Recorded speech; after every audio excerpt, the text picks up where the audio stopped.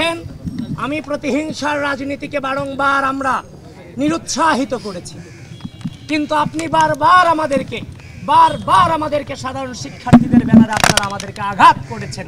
ঠিক, আমাদের বিশ্ববিদ্যালয়ের মাটিতে আমাদের পোস্টার থেকে শুরু করে এভরিথিং বিভিন্নভাবে আমাদেরকে বেশিং করে আমাদের মুক্তিযুদ্ধের যে মহান নেতাদের পোস্টার আপনারা পায়ের নিচে ফেলে আপনারা পা দিয়ে পাড়িয়েছেন। তারপর আমরা অনেক ধৈর্য ধরেছি, বারবার শুধুমাত্র প্রকৃতির হাতে ছেড়ে দিয়েছি। তো আমাদের বিরুদ্ধে যে আপনারা অভিযোগ আনছেন সেটা কোনোভাবেই কোনো অভিযোগের মধ্যেই পড়ে না। এখনো পর্যন্ত একমাত্র সংগঠন আমরা সুশৃঙ্খলভাবে সকলকে মর্যাদা দিয়ে এই নির্বাচন প্রক্রিয়ার সামনের দিকে আমরা অগ্রসর হচ্ছি। প্রিয় বন্ধুগণ, আমি শেষ পর্যায়ে আছি। 5 আগস্ট পরবর্তী সময়ে যে জেনারেশনটা গুপ্ত রাজনীতি ঢাকা বিশ্ববিদ্যালয়ে করে গিয়েছে শুধুমাত্র একক আধিপত্য বজায় রাখবার জন্য, নিজেরা গুপ্ত থেকে অন্যান্য সংগঠনগুলোকে রাজনৈতিকভাবে নিষিদ্ধ করার অপচেষ্টা চালিয়েছে, কিন্তু তারা ব্যর্থ হয়ে পরবর্তীতে যখন তারা প্রকাশ্যে এসেছে, গিয়ে দেখলাম তাদের প্রধান প্রেসিডেন্ট সেক্রেটারি সহ ম্যাক্সিমাম ছাত্রলীগের সাবেক নেতা।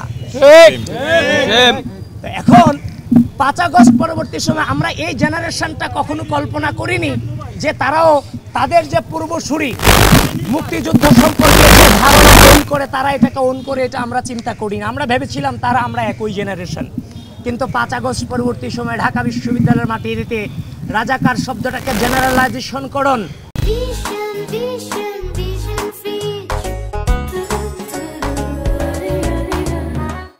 মুক্তিযুদ্ধ ভুলক্রমে হয়েছে ম্যাগাজিনে এই ধরনের তথ্য প্রকাশ করুন।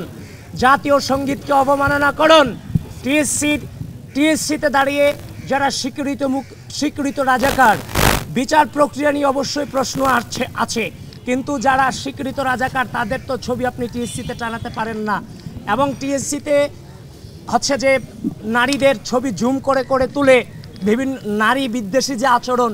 সুতরাং গণঅভ্যুত্থান পরবর্তী সময়ে ক্যাম্পাসে বারংবার মুক্তিযুদ্ধ এবং নারীদের বিষয়ে আপনারা বারবার কুৎসা রটনা করেছেন। আমরা বিশ্ববিদ্যালয়ে ছাত্রদলের মেয়েদের রোকেয়া হলের বিভিন্ন গ্রুপগুলোতে এখনো পর্যন্ত অ্যানোনিম আছে, আমাদের নারীদের বিরুদ্ধে কুৎসা রটানো হচ্ছে।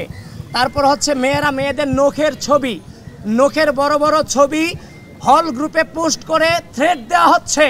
ছাত্রলীগের আতিকাদেরকে যেভাবে বের করা হচ্ছে, আমাদের উপরে নাকি মেয়েদেরকেও নাকি এভাবে হেনস্থা করা হবে, এটা নিশ্চিন্ত।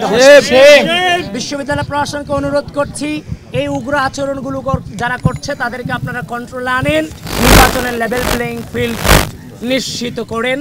আর আমি শুরুতেই যেটা বললাম, ঢাকা বিশ্ববিদ্যালয়ে মুক্তিযুদ্ধ এবং নারীদের ব্যাপারে যেই নোংরামি করা হয়েছে, তো যদি বিশ্ববিদ্যালয় প্রশাসনের পক্ষপাতিত্বের আচরণ আমাদের বিরুদ্ধে আপনারা আনেন, তাহলে আপনাদেরকে নির্বাচনের মাঠে এন্ট্রি দিয়ে সর্বপ্রথম পক্ষপাতিত্ব করেছে বিশ্ববিদ্যালয় প্রশাসন।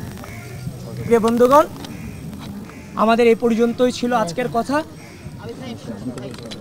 আমরা এখন 71 হলে শিক্ষার্থীদের সাথে খাওয়া দাওয়া করবো।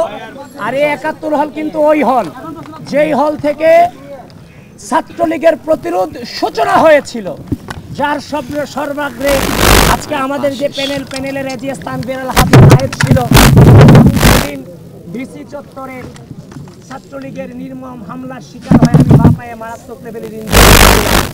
আমাদের প্যানেলের যারা এখানে আছি ম্যাক্সিমাম সেদিন আমরা ছাত্রলীগের হামলায় ইনজুর্ড হয়েছিলাম, আর সেটার সূচনা হয়েছিল বিজয় 71 হল থেকে। আমরা আজকে সেই হলেই খাওয়া দাওয়া